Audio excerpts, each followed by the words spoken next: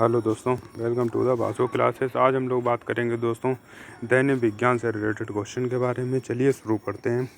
साबुन के जो बुलबुले होते हैं रंगीन क्यों दिखते हैं? तो दोस्तों ये जो रंगीन दिखते हैं व्यक्तिकरण के कारण जो होता है, इंटरफेरेंस के कारण जो है जो साबुन के बुलबुले होते हैं वो रंगीन दिखाई देते हैं। दोस्तों बात करेंगे आकाश का जो रंग है वह नीला क्यों होता है? तो दोस्तों आकाश का जो रंग होता है वह प्रकीर्णन के कारण जो है नीला दिखाई देता है। दोस्तों बात करेंगे हीरे की चमक के बारे में। तो दोस्तों हीरे की जो चमक है वह पूर्ण आंतरिक परावर्तन का उदाहरण है। दोस्तों बात करेंगे पानी में सिक्का ऊपर क्यों उठा हुआ दिखाई देता है? तो दोस्तों पानी में जो सिक्का ऊपर उठा हुआ दिखाई देता है यह अपवर्तन के कारण दिखाई देता है। दोस्तों बात करेंगे तारों का टिमटिमाना। तो दोस्तों ये अपवर्तन के कारण जो है तारे टिमटिमाते हुए दिखाई देते हैं। दोस्तों बात करेंगे इंद्रधनुष क्यों बनता है? तो दोस्तों अपवर्तन, परावर्तन और विक्षेपण के कारण जो है इंद्रधनुष जो है वह बनता है। दोस्तों बात करेंगे वाहनों में पीछे देखने के लिए कौन सा दर्पण का यूज होता है? तो दोस्तों जो पीछे देखेंगे वाहन तो छोटी चीज़ में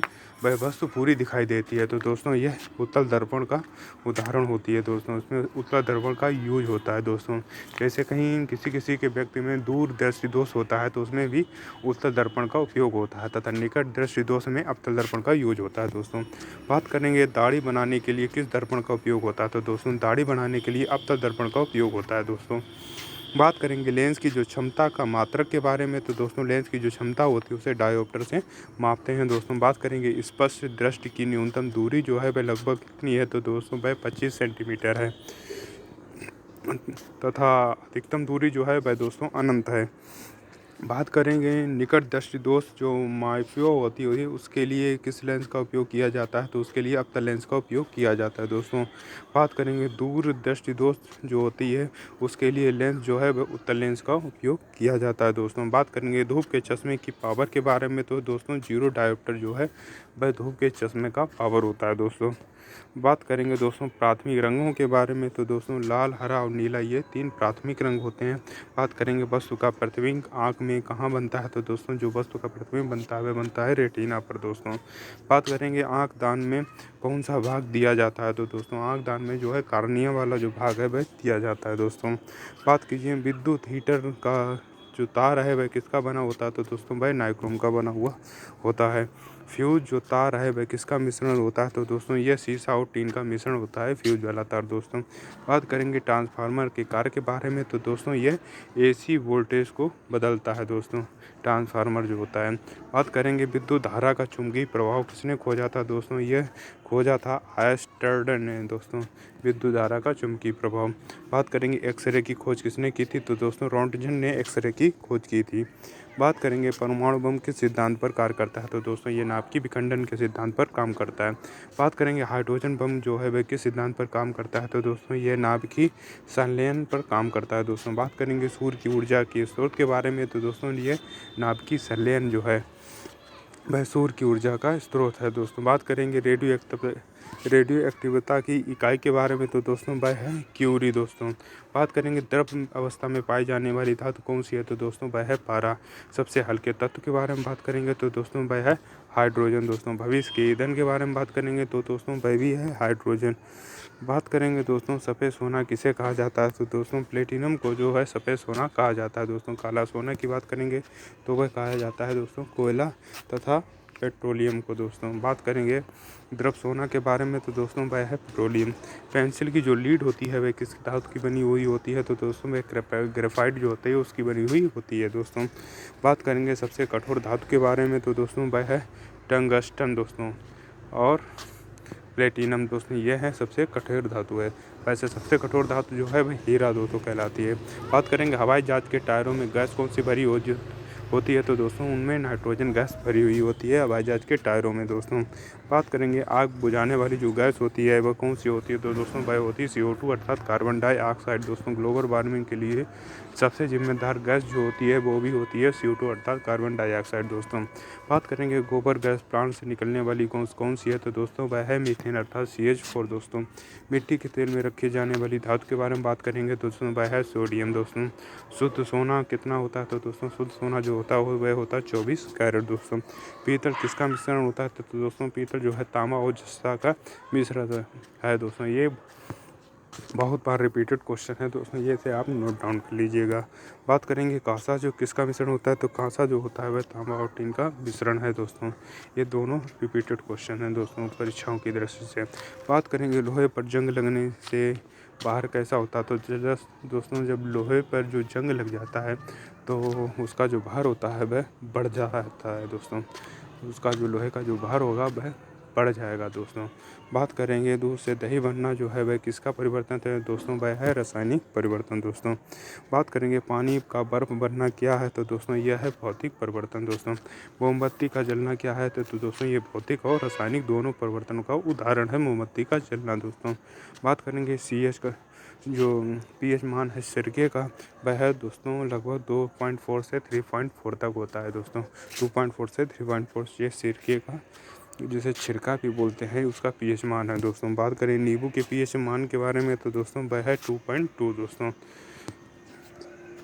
दूध का pH मान के बारे में बात करेंगे दोस्तों, वह है 6.4 से 6.6 दोस्तों। शुद्ध जल जो होता है उसका pH मान के बारे में बात करेंगे तो दोस्तों वह होता है 7 अर्थात उदासीन दोस्तों। बात करेंगे समुद्री जल का pH मान, तो दोस्तों वह होता है 8.5 दोस्तों।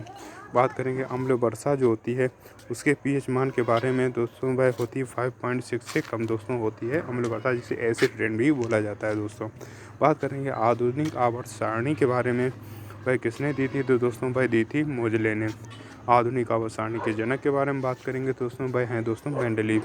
सबसे भारी गैस के बारे में बात करेंगे तो दोस्तों वह है दोस्तों रेडान जो है सबसे भारी गैस है दोस्तों। बात करेंगे वायुमंडल में सबसे अधिक गैस जो है वह किसकी है, तो वह है दोस्तों नाइट्रोजन गैस दोस्तों। बात करेंगे वायुमंडल में सबसे अधिक जो गैस है ब्रह्मांड में, वायुमंडल में तो नाइट्रोजन है, जब ब्रह्मांड की बात आएगी तो उसमें हाइड्रोजन गैस है सर्वाधिक दोस्तों। बात करेंगे पृथ्वी की पपड़ी में सबसे अधिक तत्व जो है वह किसका है, तो दोस्तों वह है ऑक्सीजन का दोस्तों। बात करेंगे चूने के पत्थर के रासायनिक नाम के बारे में, तो दोस्तों वह चूने के पत्थर का जो रासायनिक नाम है वह है कैल्शियम कार्बोनेट दोस्तों। बात करेंगे खाने के सोडे का, तो वह है सोडियम बाइकार्बोनेट जो दोस्तों खाने का सोडा होता है दोस्तों। बात करेंगे धोने का सोडा, वह है सोडियम कार्बोनेट दोस्तों। बात करेंगे कास्टिक सोडा जो होता है वह सोडियम हाइड्रोक्साइड का होता है। कास्टिक सोडा जो होता है दोस्तों सोडियम हाइड्रोक्साइड। जिप्सम का सूत्र के बारे में बात करेंगे तो दोस्तों वह है CaSO4.2H2O दोस्तों। ये जिप्सम होता है उसका रासायनिक सूत्र है दोस्तों। बात करेंगे नीला तोता जो होता है वह कॉपर सल्फेट होता है दोस्तों। बात करेंगे साधारण नमक के बारे में, तो वह है दोस्तों NaCl दोस्तों। बात करेंगे दोस्तों फिटकरी का उपयोग किसमें उपयोग में होता है, तो दोस्तों ये कई लोग जो होते हैं फिटकरी का उपयोग जल शोधन में होता है दोस्तों, खेती में भी उपयोग होता है तथा इसका जो काफ़ी जगहों पे होता है दोस्तों। बात करेंगे ओजोन का सूत्र के बारे में, तो दोस्तों ये ऑक्सीजन के 3 परमाणुओं से मिलकर बना हुआ होता है, तो दोस्तों इसका जो रासायनिक सूत्र हो जाएगा वह O3 हो जाएगा दोस्तों।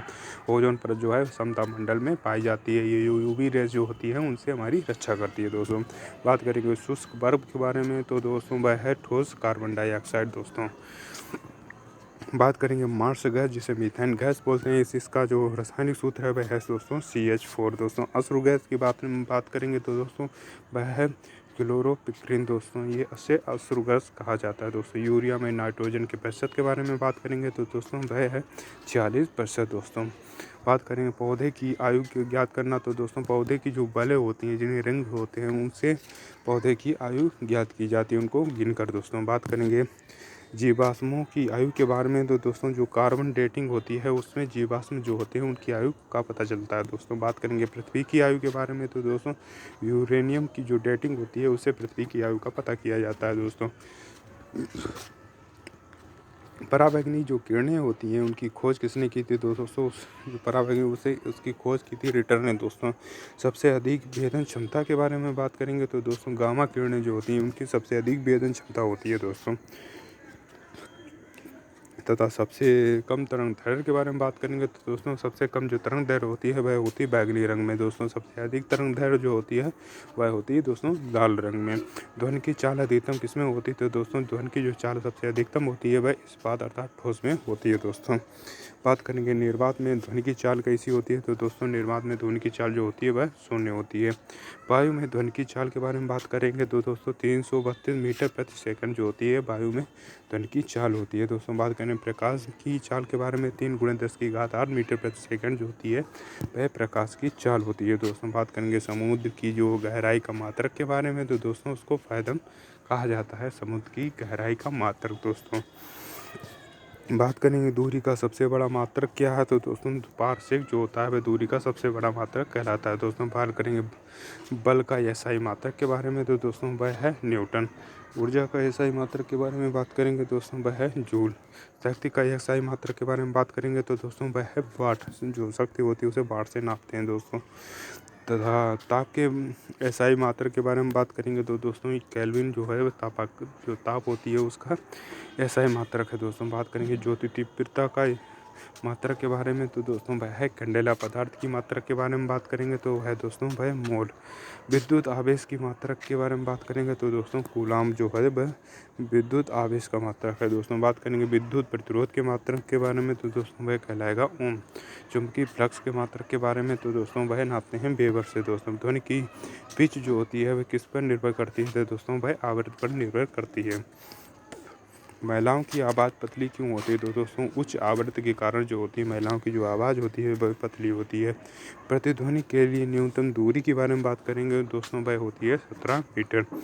पराशब्द तरंगें जो होती हैं जिसे अल्ट्रासोनिक रेज बोलते हैं, कौन सुन सकता है, तो दोस्तों ये सुन सकते हैं चमगादड़ तथा कुत्ता जो होते हैं, ये पराशब्द तरंगें जो होती हैं उनको सुन सकते हैं। तो मनुष्य की श्रव्य सीमा के बारे में बात करेंगे तो दोस्तों 20 हर्ट्ज से 20,000 हर्ट्ज तक होती है मनुष्य की श्रव्य सीमा। दोस्तों बात करेंगे अल्ट्रासाउंड में प्रयुक्त तरंगों के बारे में, तो दोस्तों वह होती हैं पराश्रव्य तरंगें जो होती हैं वह अल्ट्रासाउंड में प्रयुक्त होती हैं। दोस्तों रेफ्रिजरेटर में ठंडक के लिए जो होती है वह फ्रायोन गैस अर्थात CFC अर्थात क्लोरोफ्लोरोकार्बन जो होती है वह उपयोग में ली जाती है। दोस्तों बात की जाए AC में प्रयुक्त गैस कौन सी होती है, तो दोस्तों फ्रायोन जो होती है वह AC में प्रयुक्त गैस होती है जिसे CFC भी बोला जाता है। दोस्तों बादल क्यों तैरते हैं, तो दोस्तों कम घनत्व के कारण जो है बादल तैरते रहते हैं। दोस्तों बात करेंगे बर्फ़ पानी पर क्यों तैरती है, तो दोस्तों पानी में से कम घनत्व के कारण जो है बर्फ़ पानी पर तैरती है।